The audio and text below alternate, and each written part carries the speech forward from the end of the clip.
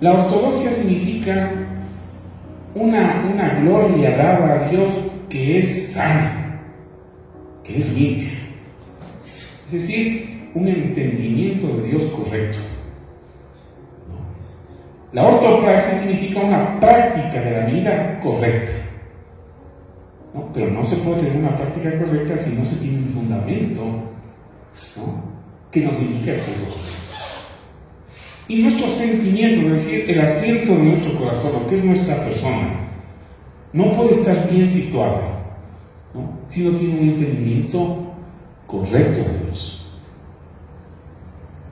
¿Sí? Entonces, cuando nos ubicamos con esta doctrina de la persona del Señor Jesucristo, cuando decimos solo Cristo, ¿no?, que entre paréntesis les debo decir que es una de las solas de la Reforma, ¿no? Los reformados decían hay 5 solas, decían solamente la Escritura, como una norma de vida, ¿no es cierto? Luego decían solamente la fe. No hay nada más que solamente la fe, que es un don de Dios. Y solamente la gracia de Dios. No hay otra cosa más. Solamente la gracia de Dios. ¿No? Y la cuarta doctrina es solo Cristo. Solo Cristo. Y la última sola es solo a Dios la gloria. Son 5 solas que en la historia evangélica hemos relacionado las 3 primeras. Solamente la Escritura, solamente la fe y solamente la gracia. Pero estas 5 solas corresponden a un solo enunciado, ¿no? El hecho de que Dios intervino en la vida de los pecadores, ¿no?, intervino en la historia de cada persona a través de la persona del Señor Jesucristo. Todas estas 5 doctrinas apuntan a algo muy importante. Apuntan al hecho de que solamente Dios puede haber tomado la iniciativa con el hombre para que el hombre sea completo y sea salvo. No solo en el sentido espiritual, sino en la realidad de persona. De hecho, nosotros, como personas, estamos en un proceso ahora de transformación.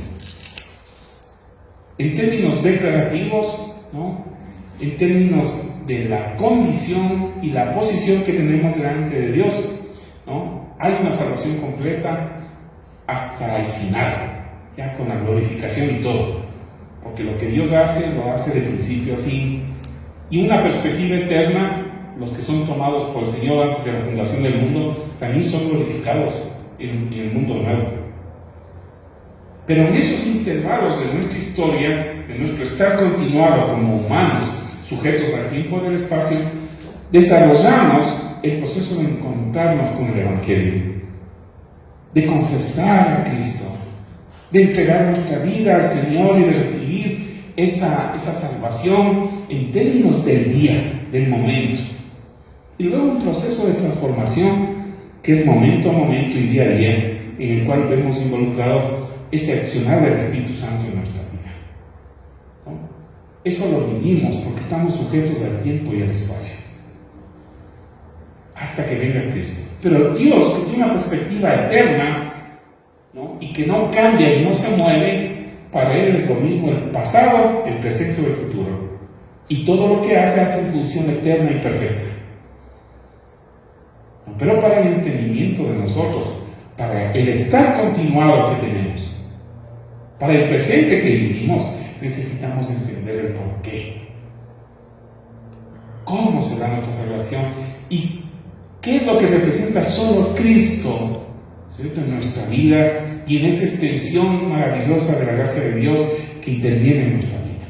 Entonces, eso es solamente Cristo. Esta es la serie que vamos a empezar ahora. Y comenzamos con una concepción que es importante, ¿no? Vamos a destruir o desconstruir una idea que está preinstalada en nuestra mente por la cultura, en parte por la cultura religiosa que muchos de nosotros tenemos y venimos, y en parte por la influencia contemporánea actual del mundo. Sí, tenemos que desconstruir esas ideas que se han insertado en la conciencia del cristianismo, ¿no? En la manera de pensar del cristiano, ¿no? En primera instancia, esta concepción se refiere a un personaje que ejemplifica la manera de pensar que nosotros tenemos teológicamente. ¿Ustedes han escuchado del personaje Santa Claus? ¿Sí? En la Navidad. ¿Sí? Santa Claus es un personaje agradable, ¿sí? Pero que representa una idea que debemos desconstruir. Permítame explicarle cuál es esta ideología, ¿no?, que debemos desconstruir. En primera instancia, Santa Claus es un personaje que nos dice y que representa en el espíritu de la Navidad, es decir, del nacimiento del Señor Jesucristo, algo que confunde, ¿no?, al verdadero Jesús. Y tendemos a pensar en Santa Claus, tendemos a pensar en Jesús como si fuera Santa Claus. Las ideas están aquí, en la cristiandad de hoy día, y tal vez en algunos de nosotros, ¿no? Es esta, ¿no? Si te portas bien, si eres bueno, si eres una persona decente, si has hecho tu trabajo bien, entonces tú puedes hacer la lista de lo que quieras y Santa Claus te va a dar un regalo porque te has portado bien. Yo le decimos a nuestros chiquitos, ¿no?, escribe una carta a Santa Claus, pero debes pensar que debes portarte bien para que Santa Claus te dé eso. Sí, en la conciencia de la fe cristiana, nosotros transformamos a la persona del Señor Jesucristo como si fuera un Santa Cristo o un Santa Jesús. Señor Jesús, ya me he portado bien, te ruego que me des de esto porque yo he hecho lo mejor, yo he hecho el bien, se me merezco esto. Y a veces en el diálogo personal nosotros decimos, es una buena persona. O sea, ¿cómo Dios le va a dejar a un lado si es una persona que ha hecho lo correcto, es correcta, hace las cosas bien? Esa conciencia, ¿no?, de que si yo hago algo bueno y por lo tanto estoy titulado por correspondencia a recibir el bien de Dios. Yo he ofrendado, yo he hecho estas cosas, yo he hecho bien mi trabajo, por lo tanto Dios me tiene que ayudar. No es tan lejos del niño que escribe la carta a Santa Claus que se ha portado bien. Esa conciencia, en términos teológicos, se llama un concepto pelagiano de la vida. Porque Pelagio, que era un teólogo católico, escribe de que el hombre tiene plena y perfecta voluntad de tomar sus propias decisiones y de acercarse a Dios por su propia voluntad y por su propio esfuerzo personal para ganarse el favor de Dios. ¿De dónde creen que la Iglesia Católica Romana tiene la idea de los santos? Que acumulan bien como si fuera un banco y tienen exceso de bien y por lo tanto cuando mueren las personas les pueden hacer un rezo a tal santo para que el santo les conceda el favor porque tienen un capital de bondad que pueden entregar. Y lo mismo hacen con Dios. Esa conciencia es pelagiana. Pórtate bien, sé bueno. Diosito te va a ayudar. Esfuérzate. Diosito te va a ayudar. La conciencia de un Santa Claus, de un Cristo que es como santa. ¿Sí? Hay otra variante de este concepto que se refiere a la cristiandad. Bueno, no te exigimos que solo hagas el bien, pero haz tu mejor esfuerzo. Haz lo mejor que puedas. Entrégate lo mejor que puedas y haz lo mejor de tu trabajo, la mejor correspondencia que tengas de la decencia y del bien y de la moral. Porque Dios ayuda a los que se ayudan. El cielo se abre para aquellos que buscan lo mejor que pueden y delante de Dios son recompensados. No soy mi mano, ¿cierto? Pero es pésima teología. Pésima teología. En la conversación suena bien. Este es el Jesús semi-pelagiano. Si no te exige que solo hagas el bien, sino que hagas lo mejor, porque tal vez no puedas hacer todo el bien, sino lo mejor que puedas. Hermanos, en nuestras conversaciones, nosotros hablamos de esa manera. Nos referimos a otras personas y a uno mismo para justificarse una manera de que ha hecho lo mejor que ha podido. Por lo tanto, Diosito le va a ayudar. Esta idea ha destruido la transformación en nuestra existencia, porque en última instancia depende de lo que nosotros podemos hacer para tener la salvación y para ser libres.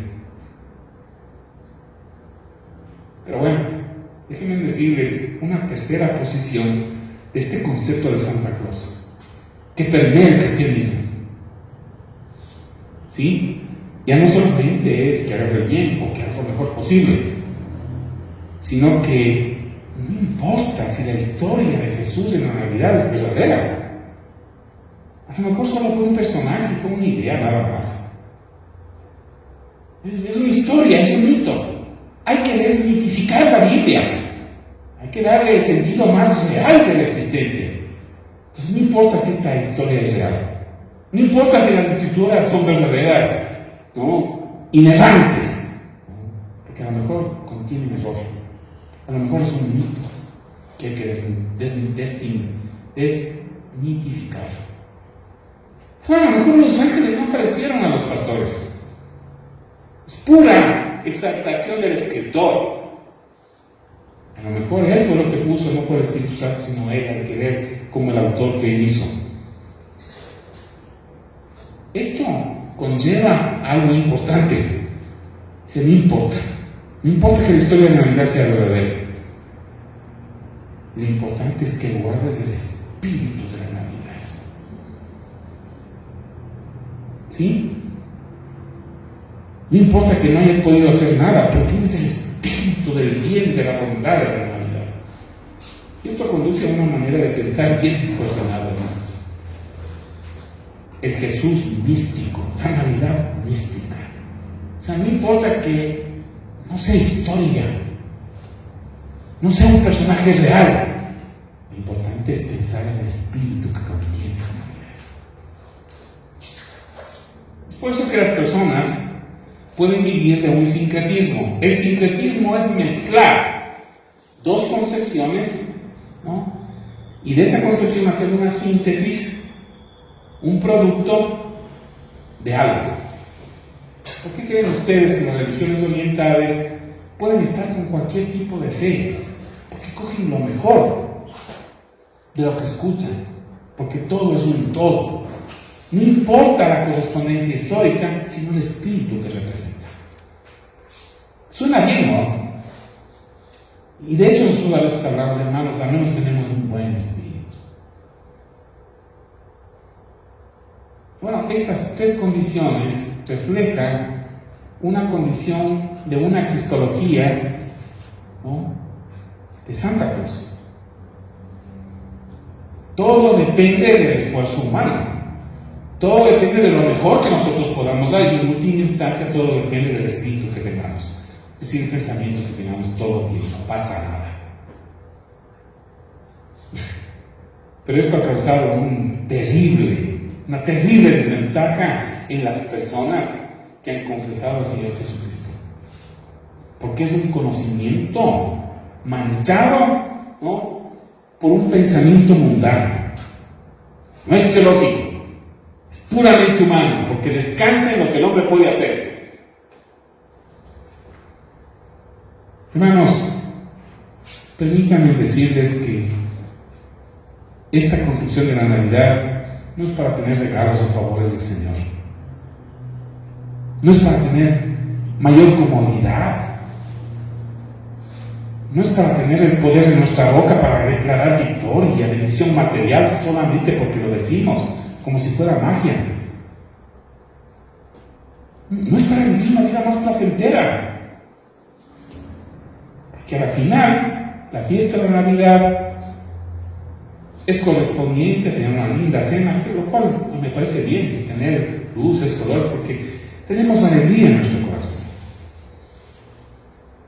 Pero si Cristo no está ahí, en la verdadera presencia de lo que es Cristo, estamos adorando a otro Cristo que puede ser Santa Claus, con una ideología diferente, matizada de diferentes maneras.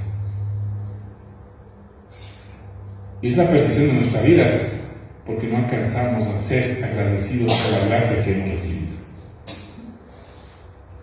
Permítanme decirles, el Cristo que nació en una verdadera Navidad.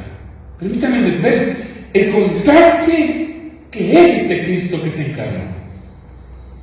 Déjenme decirles, las Escrituras mencionan la verdad de la encarnación de una manera bastante definitiva cuando ustedes leen los Evangelios. Miren, Él no vino para añadir comodidad a nuestra vida. Ese no es el propósito. Él no vino para ayudar a los que se ayudan a sí mismos. Lo que sería un despropósito sería poner nuestra justicia en el mismo nivel de Dios, y nosotros no somos perfectos. Él no vino para darnos experiencias más placenteras, ni aún experiencias místicas donde tal vez sintamos un calorcito, o un temblor, o lo que sea. Él no vino para eso. Permítanme decir lo que es la verdadera Navidad. Él vino para salvar a los pecadores. Es decir, a los que están atrofiados en su vida, a los que tienen trauma emocional, a los que no les pegan, a los que tienen dudas, a los que tienen temor. Él vino a salvar a los pecadores, a los que no tienen esperanza. Por eso Mateo 1:21 dice: dará a luz un hijo y le pondrás por nombre Jesús, porque él salvará a su pueblo de sus pecados. El nombre Jesús significa Salvador, el que sana, el que salva. Y no es una historia solamente. Jesucristo es el Hijo de Dios.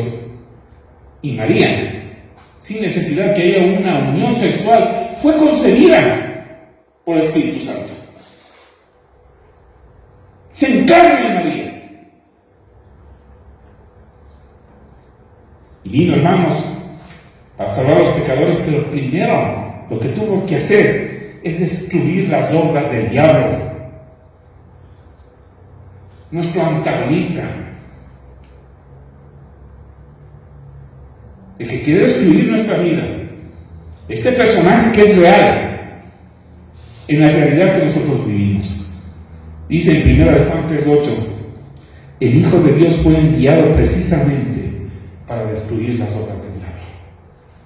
Si ejemplificamos la Escritura, dice que el mal, el diablo, vino para robar, para matar, para destruir. ¿Sí? Este es el razonamiento. Este razonamiento debemos hacerlo momento a momento. Cristo vino a deshacer las obras del diablo, vino a deshacer las obras del diablo en su vida.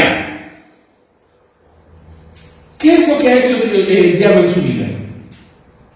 En su pensamiento, porque las personas son como piensan. Nosotros vivimos la discordia. ¿Qué es lo que produce la discordia en nuestra mente y nuestra boca y en nuestras actitudes? Un pensamiento que tenemos. Es algo interno. Nosotros abrimos una puerta a la maldad, el diablo está ahí. Por eso dice en la carta a los Efesios capítulo 2 que nosotros estábamos sujetos a que gobiernan las tinieblas y hacíamos conforme a los pensamientos del príncipe de este mundo. Cristo vino a deshacer esos pensamientos. ¿Qué pasa cuando nosotros cometemos injusticia y solo buscamos el bien personal y no el bien del prójimo? El Señor vino a deshacer esas obras. En realidad todo pecado tiene una raíz en nuestro pensamiento.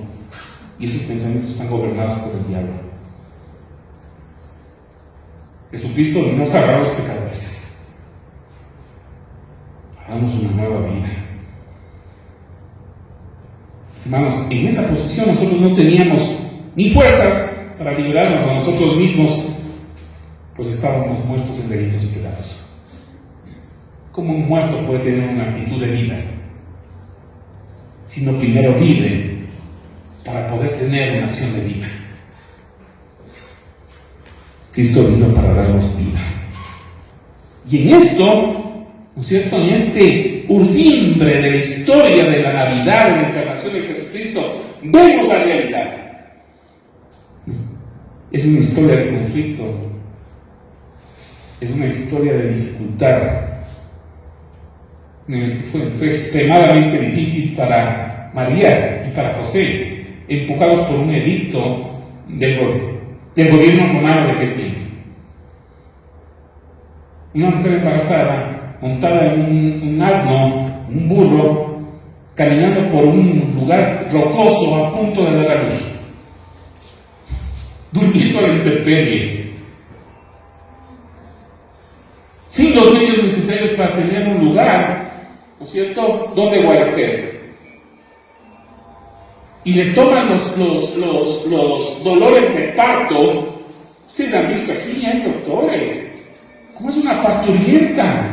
Ustedes ven, hay madres que han tenido dolores de parto.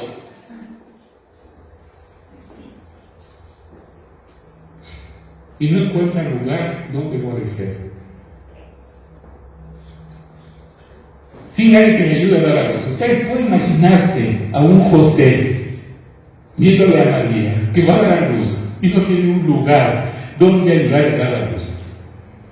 No había agua caliente ni nada. O sea, ¿cómo fue? Extremadamente difícil. Esa tontería de ver las cosas de una manera pincelada, como si todo hubiera sido bien, no corresponde a la verdad de la Escritura. Esto viene en un ambiente hostil, en un ambiente de pobreza, en un ambiente de dificultad. Cristo se encarna en la realidad de este mundo que está distorsionada. Desconcertante para los pastores en esa noche. Personas que vivían bajo la torpeza de las personas. Los pastores que cuidaban las ovejas, los rebaños en la noche, eran los que menos, ¿no?, eran considerados.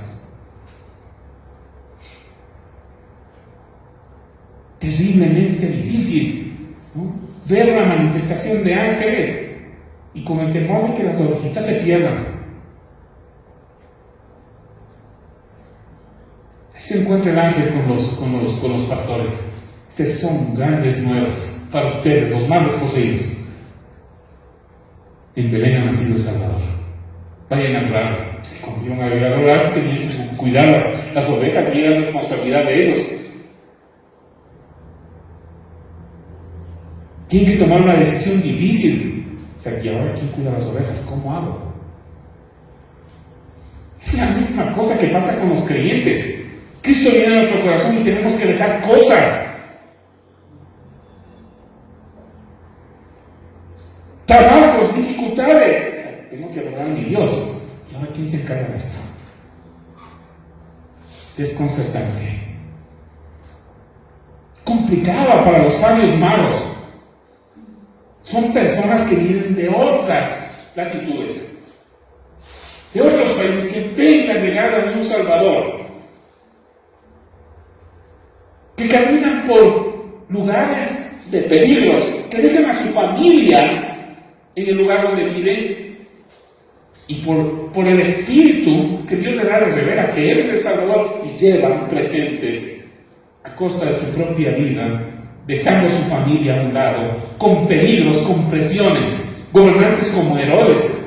Y el lenguaje, Él es amenaza. Razón por la cual tienen que dar una vuelta, un tour, para llegar a adorar al Señor. Conflictivo para Jesús mismo como Señor, como niño, no como Señor. ¿Por qué? Porque Herodes tenía una acción de sangre, de venganza. Van a ser un rey, si yo soy el rey. Y es un rey de los Asmodeos, que después de la guerra de liberación que tuvieron los judíos en contra de los griegos, se estableció una sucesión Asmodea, que no era de David. Y ve un riesgo político de perder su trono. Por eso es que manda a sus soldados para que todo niño menor de 2 años sea degollado en el pueblo de Belén. Y eso fue lo que pasó. El juego político. Jesús, junto con sus padres, María y José, tienen que salir volados a Egipto, como refugiado, perseguido por el poder del mundo. Y este es el recuento de la verdadera realidad. Cristo vino en un mundo convulsionado, injusto, hostil, y se encarnó en la hostilidad de este mundo. Cristo vino en un tiempo de tensión y de conflicto. Por lo tanto, Él no vino para añadir algo extra a nuestra vida, sino para liberarnos, para solventar, para lidiar con nuestra insolvencia espiritual y pagar la deuda de nuestro pecado. ¿Sabe con qué se paga la deuda del pecado? Con la muerte. No hay perdón de pecado sin derramamiento de sangre. ¿Para qué vino Cristo? No, pues usted para que sea más lindo usted, ¿no es cierto? Para que Dios le bendiga y le dé un montón de dólares. Idea distorsionada que ahora se permita. Vino para solventar lo que usted jamás pudo solventar. El pecado en su vida, la culpa, la vergüenza. Vino para pagar con su sangre, como hombre, pero también como Dios en esa cruz. Y satisfacer la justicia que Dios demandaba. Hermanos, tampoco vino para aquellos que son luchadores, que hacen todo lo posible, que traten de hacer lo mejor, que resuelven los problemas, porque no pueden quedarse con las manos cruzadas.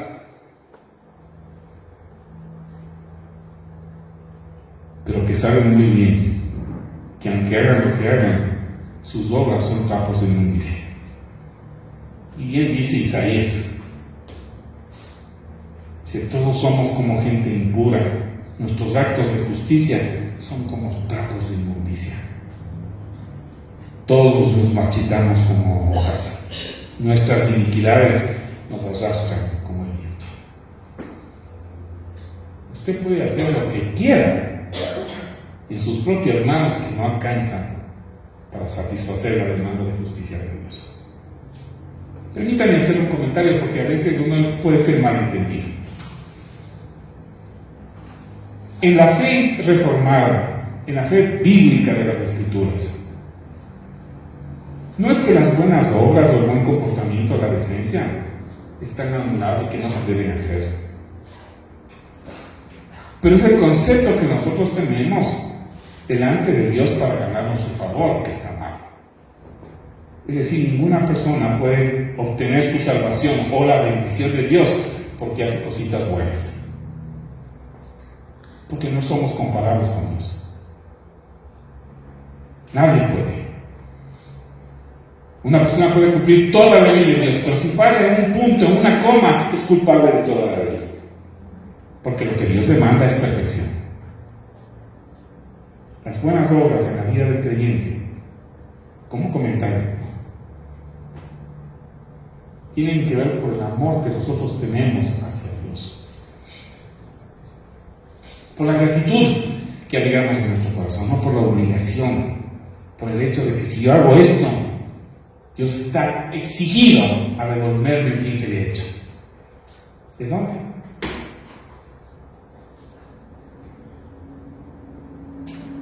¿No?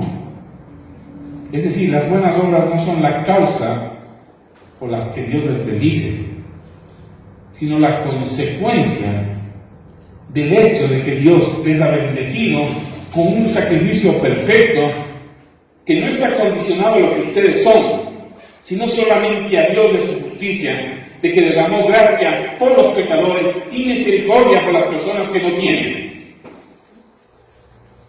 Esa es, ¿no?, la Navidad bíblica.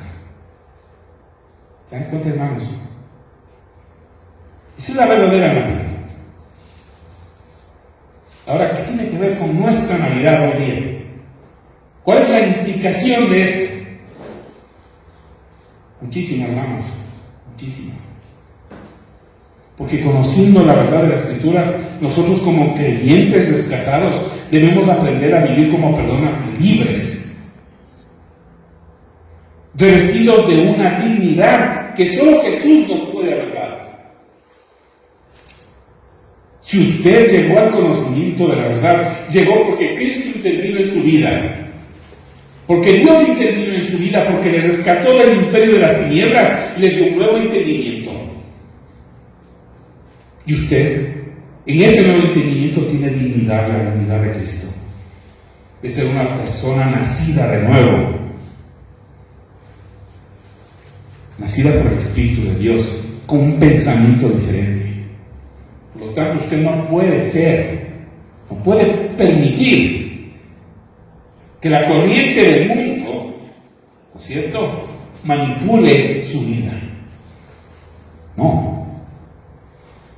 Usted debe rechazar una concepción falsa de Cristo, una concepción falsa de la encarnación y de la Navidad, que a la postre esa concepción recrea una falsa cristiandad. Usted no es llamado a hacer lo mejor que puede para ganarse el favor de Dios, ¿no es cierto? Usted alza sus manos vacías porque no tiene nada, porque tiene confianza en las promesas de Dios, en la obra del Señor Jesucristo, que transforma su existencia, que le da un nuevo entendimiento, y por gratitud usted hace buenas obras, por amor. Ese sentido de militancia, hermanos. No hacemos las cosas porque ganamos algo o para ganar algo. Hacemos las cosas porque tenemos el amor, la gratitud de un Dios que nos ha dado todo. Le servimos con dignidad, nos revestimos de la justicia de Él, porque vivimos temporalmente en este mundo y esperamos lo mejor. Lo mejor de Él cuando Él venga. Nosotros estamos determinados, hermanos. Esa es una consecuencia de nuestra Navidad en nosotros. Determinados a ser personas que piensan con un espíritu nuevo. El Espíritu de Cristo con el que nacemos de nuevo. Con ese espíritu entramos al reino de los cielos. Porque recreamos nuestra mente en el conocimiento de Dios. Y el conocimiento de Dios imprime en nosotros una ortodoxia, una calidad fundamental de distinguir las cosas que tiene este mundo, de discernir las cosas que hay en este mundo y actuar conforme al llamado de Dios. Y eso fluye de una manera natural. Por eso el que es de Cristo vive conforme a Cristo. Nosotros estamos determinados, hermanos, a obedecer. ¿Saben por qué? Porque ofrecemos nuestros propios cuerpos, nuestras manos, nuestros oídos, nuestra boca. Ofrecemos como sacrificio vivo. ¿Se dan cuenta que no es lo externo que uno hace para ganarse el favor de Dios? Corresponde al interno. Es mucho más difícil, que si no se tiene el Espíritu es imposible hacerlo. Ofrecemos. Y ofrecemos con amor y prontamente, ¿cierto? Nuestra vida, nuestro corazón, que implica nuestra personalidad, nuestra voluntad, nuestra fortaleza, exclusivamente en Cristo. Si solo Cristo es el puente, la persona de mi salvación, solamente a Cristo es la gloria, solamente a Cristo es mi vida. Ustedes no han creído en un personaje histórico que es verdadero solamente, sino que han creído en un Cristo que es Dios, Dios mismo encarnado. Por lo tanto, esto tiene implicaciones serias en nuestra vida. ¿Quién más hay aparte de Cristo en su corazón? ¿Qué pensamiento tienen aparte de Cristo? Tal vez sería bueno reflexionar sobre eso, porque puede ser que tengamos otras cosas que no sea solamente Cristo, que tengamos que dejar de desechar para seguir al verdadero Dios. Esta es la encarnación, así empieza la encarnación, en la verdadera realidad.